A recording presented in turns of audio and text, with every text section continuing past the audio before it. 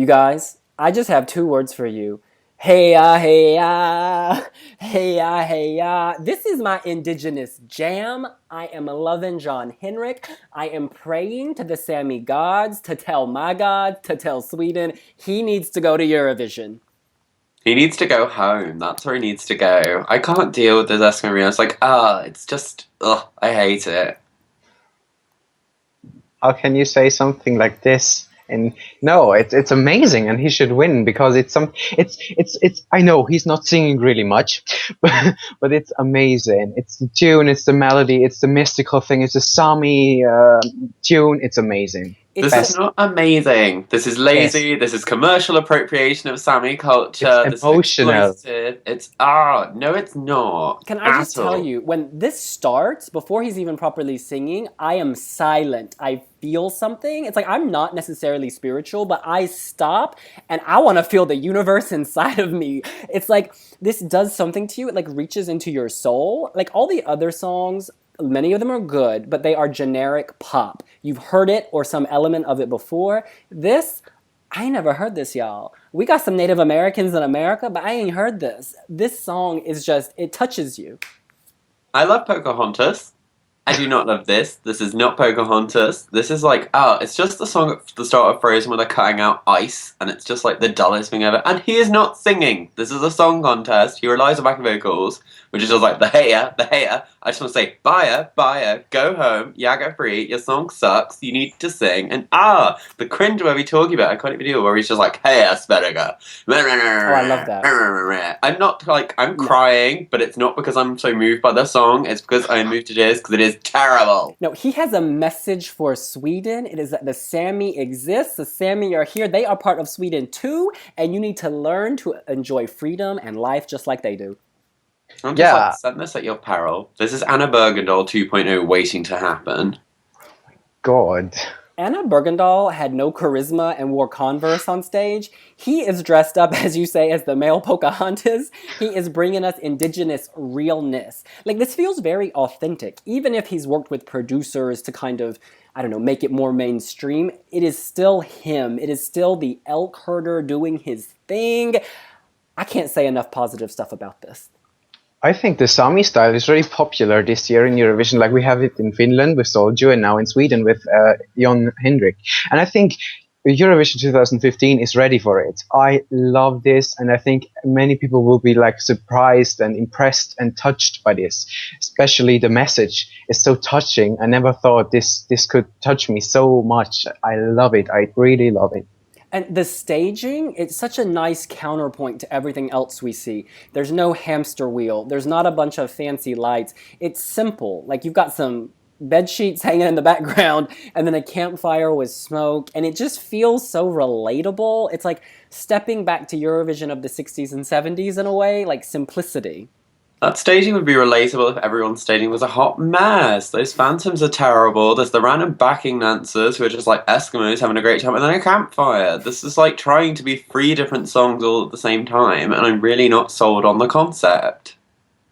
Can I just say I'm still convinced that Anna Bergendahl is hanging in one of those ghost costumes? Because Crystal Bjorkman's like, you didn't get us to the final, up you go. That's just like the tortured souls of fallen Melfest contestants. Charlotte Perrelli's up there as well, just like, I was the girl! I was the girl! No, but I think the backing vocalists are making this more magical with their in the air and singing, and they really sing amazing. I think together with Jon Henrik's voice, it fits perfectly together. We need this. I completely agree. Like, this song is based on millennia of tradition, so you could hear ancient shaman liking it, you could have Sami housewives liking it, you could have the three of us liking it, or at least two of us. I mean, it has universal appeal because it speaks to the caveman, the indigenous me. It's in my DNA, and I know it's in yours if you can get past the shade. This isn't even shade, this is just like genuine concern. It's so divisive, like I feel like it is very much love-hate, and I don't think it would do well at Eurovision. It's not something that would translate. There's a reason Sweden doesn't send songs in Swedish or in minority languages to Eurovision, because they don't do well. They always bomb at the contest. I couldn't think of an example of like an ethnic sounding song doing well. And also I just really don't like it. Like I find it really cringy and just superficial. Like I don't feel a lot of emotional pull behind this. I think there's a shoddy vocal job on it. Yeah, it's just cringe. I'm not into it. You know what? I think the message of this song is more important than Sweden doing well at Eurovision. I feel like Sweden has proven themselves year after year. They always do great. Let them send a song that's not to win, but that's to just share this beautiful Swedish message of freedom. Like, I want to be in the Swedish forest. I want to be dancing with Jon Henrik. I want to be herding some elk. I want to go back to the primitive me. Yeah, I understand why they don't send Swedish songs, because most of the time it's Schlager. And this is really not Schlager. This is something special. This could turn out really well in Eurovision. Between all the female vocalists, it's perfect, and I really want to win. That it wins. I'm just thankful that there are that many teenage fangirls in Sweden who will do the right thing. They won't let Sweden make this week. Christer Bjorkman won't, because God knows he's going to give Jon a terrible performing slot in the final, and this will not go to the final. So there's really nothing to worry about. It's not going to Eurovision. It's going to get thrown in the bus, and Mans and Eric's teenage fangirls are just going to kill it in the voting. And that's all that matters. This, of course, is number 2 in the betting odds at the moment, as of March 7th, behind Måns Zelmerlöw and just ahead of Eric Saade. So let's compare. How do you guys rate this song compared to Eric and Måns? I don't think it's in the same league. Like, I do understand why people like Jon Henrik. I just don't like the song, evidently. And I just think Måns and Eric are much better choices if you want to do well, and also deserving. Like, I think if I actually felt there was more of an emotive resonance in Jon Henrik's song, I'd be more like, yeah, Jon Henrik, go. I don't find that yet. I feel like it needs to be more from the heart. I'd like to hear him sing. That's what I'd like.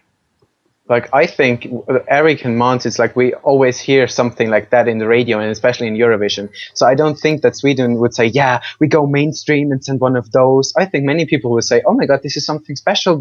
This could turn out really well. And to compare him to those, I don't think it's another league, and it's a better league than Eric and Måns. And I love the conflict that's brewing between the modern, digitized Måns Zelmerlöw background and then the very simple, more traditional, indigenous approach of Jon Henrik. They're so different and so opposite, it makes it really exciting. And because of that, I feel like we might have to give the edge to Jon Henrik because it's different than what we're used to. Like, I mean, Charlotte Pirelli had a background wall in 2012, and look how that turned out. I mean, I know that Måns has perhaps a better song that's more mainstream, but still, I have faith that Jon Henrik will surprise us. I don't want him to, though. Like, that's a nasty surprise. Okay. Like an STI. Now, you guys, let's go around and give this a score out of 10 with a justification. I'm saying 4 because he doesn't sing, and this is a singing contest. Can I point out that he goes, hey-ya, hey-ya? No, that's not him. That's the backing vocal. You listen. That's not him. He's just like bobbing away while the hairs are going on. And then he's just like, he's not. He's just like, he's bobbing. And then he's like, oh wait, it's a song. I've got to sing. I'll sing for a bit. I'll sing. Hey-ya, hey-ya. No, it's terrible. Like, I think the Phantoms are carrying in here. I give it a 10 out of 10. It's my favorite. I love it, and I hope he wins. And yeah, it's perfect for Eurovision. Hey ya, you're getting a 10 from me as well. This is my only 10 in the competition. This is original, it's different. It's what Sweden needs. Sweden needs to show that it's more than pop music. It needs to show it has a history, it has a spirit, and it can channel that spirit at Eurovision.